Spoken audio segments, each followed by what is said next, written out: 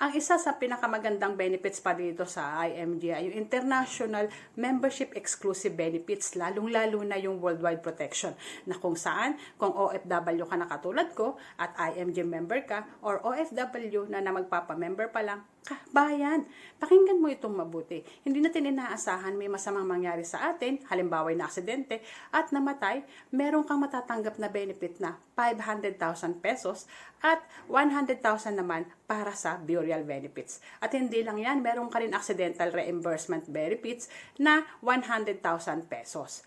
At kung mamamatay naman dahil lang sa act of terrorism, may 600,000 pesos matatanggap mo. At yung unprovoked murder and assault na 600,000 pesos.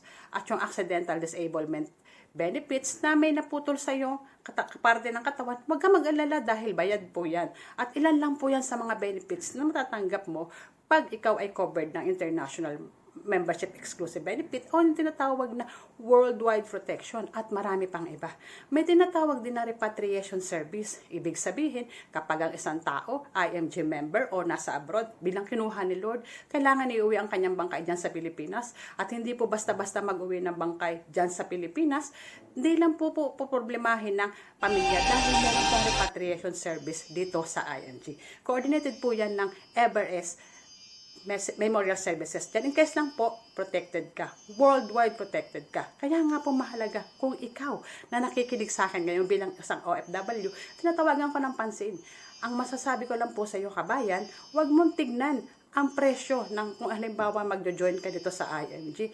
Tignan mo po yung value, tignan mo yung benefits na maaari matanggap ng family mo kapag may nangyaring masama sa atin sa abroad. Dahil hindi po natin alam ang mangyayari sa araw ng kinabukasan. At higit po sa lahat, kapag OFW ka o member ka dito sa IMG, kahit nasa Pilipinas ka na, hindi na po mababago yung code mo as international membership benefits. Yun po ang kagandahan doon. Kaya want you to know more? Just let me know po para nang sa ganun mag-guide po namin kayo. Salamat po.